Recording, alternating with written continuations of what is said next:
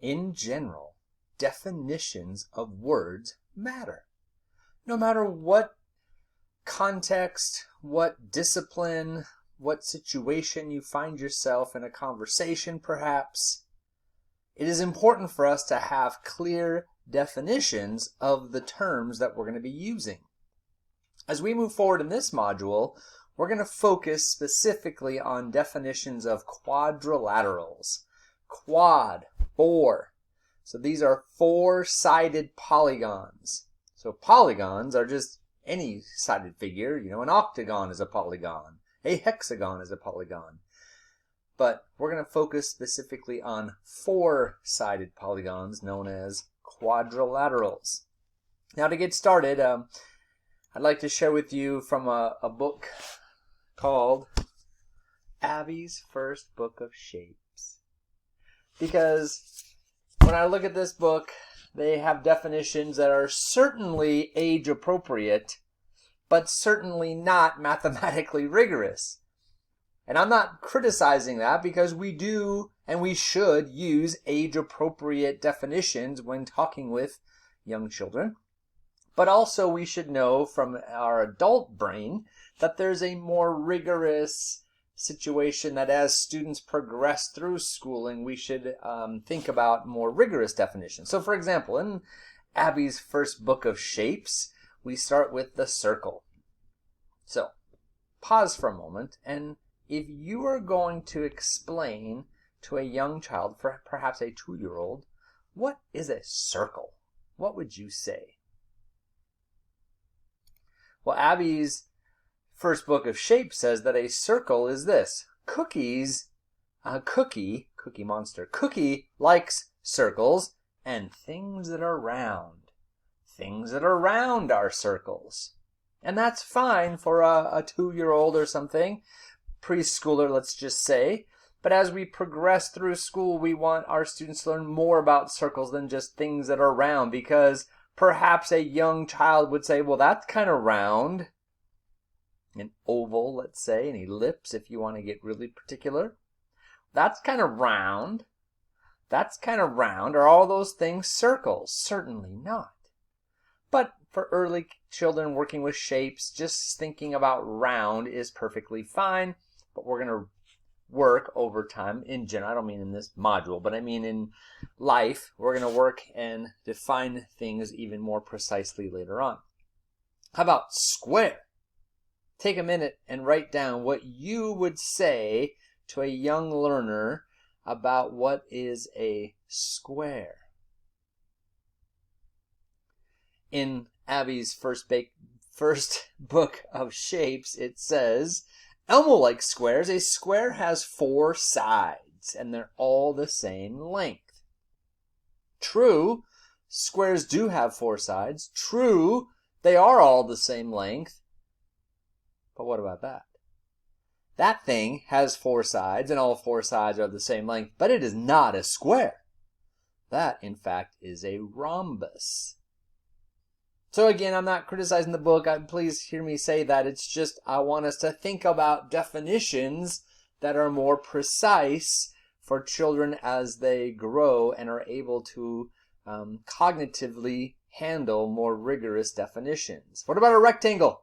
Pause for a minute. Write down what you think we should say for a rectangle. The book says that Grover likes rectangles, and a rectangle has 4 sides and 4 angles. Well, a square has 4 sides and 4 angles. A rhombus has 4 sides and 4 angles. But in this case, they go on to say, adding to the definition even for preschoolers, 2 sides are long and 2 sides are short to distinguish the rectangle from the square or the rhombus. But what about this? This has 4 sides and 4 angles. 2 sides are long, 2 sides are short. Is it a rectangle? Certainly not. So again, we are working towards developing meaningful definitions. How about this? 2 sides are long, you could say. These 2 sides are long, and these 2 sides are shorter, but certainly this is not a rectangle. So we're going to work in this module to define quadrilaterals specifically better, but in the book they do triangles as well. So what do you think they would write about a triangle? Telly likes triangles, in case you were wondering. And a triangle has 3 sides and 3 angles. I actually like it. I don't know really how else I can add to that to get anything else. If you got 3 sides and 3 angles, you got yourself a triangle. Now, definitions. Suppose now we want to create more rigorous definitions for these things. Now, in mathematics and in general, really, definitions are created with a couple of things in mind. They have to be complete enough so that, like what you saw earlier in this preschool book, the definition of square wasn't complete enough because it also included a rhombus. Or the definition of rectangle wasn't complete enough because it also included a parallelogram. So in general, we think definitions should be complete enough, but they don't need to repeat things. We want them to be concise enough as well. We want them to be short enough to specifically address the shape in mind, the quadrilateral in mind in our case, but not add to other things that aren't necessary. So I want you to think about this. I want to pause this video as well and have you just write down all the characteristics of a square you can imagine. For this moment, I'm not asking you to be concise. I'm asking you to say everything about a square that you could say.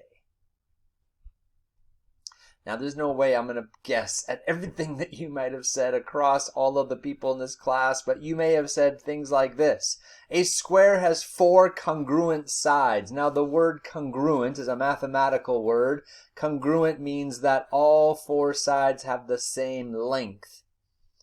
And congruent is just a more precise word than equal, because equal means exactly the same. And we don't mean exactly the same, like this side is exactly the same as this side, because they're in different locations. But congruent is the word we use in mathematics to get at the idea of their lengths are the same. So a square would have 4 congruent sides, we would say. A square has 2 pair of parallel sides. Yeah, look, this side is parallel to this side, and this side is parallel to this side. Yes, that's a true statement. It has 2 congruent diagonals. Now, this square doesn't have the diagonals, but imagine going from corner to corner, opposite corners and opposite corners. Those 2 edges, or those 2 lines, if you will, are called diagonals. And in a square, you can probably imagine this length and this length are congruent. They're the same length, same measure. The diagonals bisect each other. Maybe somebody would have said, if you maybe were playing around with squares, what we mean by that is this diagonal and this diagonal cross in the middle such that they cut each other in half. Bisect, cut each other in half. Not only that, but where those 2 diagonals intersect, they're going to intersect here in the middle. The intersection will be at right angles, 90-degree angles in a square. True statement. 4 right angles. So a square has 1, 2, 3, not just 4 angles, but 4 right angles. A square is a closed figure, we might say. This polygon is closed. It doesn't have some open edge to it. And it's also quadrilateral. A square is a quadrilateral. Maybe I should have started with that one. But a square is certainly a quadrilateral. So there's lots of things that you could have said, but in terms of the definition, here's what we're aiming for. Of all the things that you could say about a square, what is the minimal number of things that have to be said to guarantee that you have a square or any other quadrilateral? So, for all the quadrilaterals on this side, we're picking 6 of them. I would like you to just take a brief moment, okay, maybe not so brief, but a moment to write as much as you need, but not more than you need, definition of parallelogram, rectangle, square, rhombus, kite, trapezoid. I know it's so easy. You could just Google it and write it down, but that's not fun. What's fun, come on, just have fun. What's fun is that you have thought about it yourself. And you've thought, what is the most I should say, but not more than I need to say to guarantee that I've got a parallelogram, rectangle, square, rhombus, kite, trapezoid. Give it a shot, and then come on back.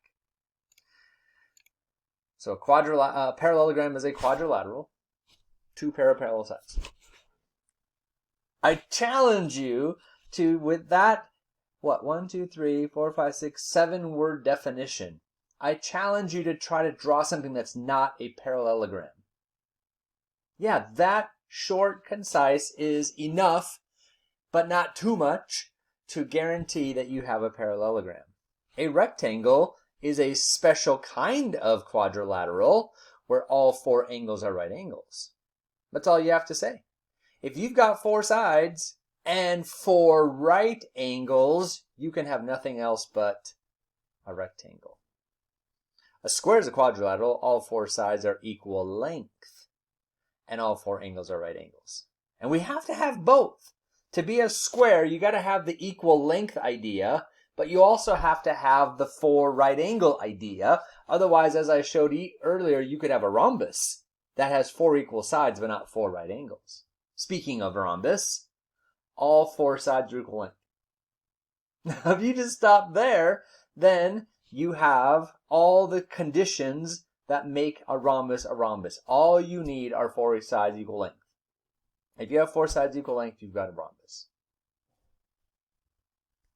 A kite is actually a geometrical word. It's also something we go outside. People go outside and fly when it's windy.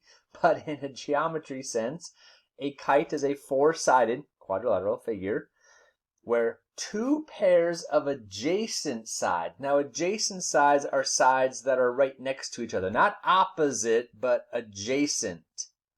2 pairs of adjacent sides are equal length. And then we have the trapezoid. A trapezoid is a quadrilateral where at least 1 pair of opposite sides are parallel. So if you have opposite sides parallel, but then the other 2 are not, you have a trapezoid. Now we're going to jump to the next video and dig into this some more, look at all these things and compare some quadrilaterals against these definitions to see if you see what I want you to see. Come on back.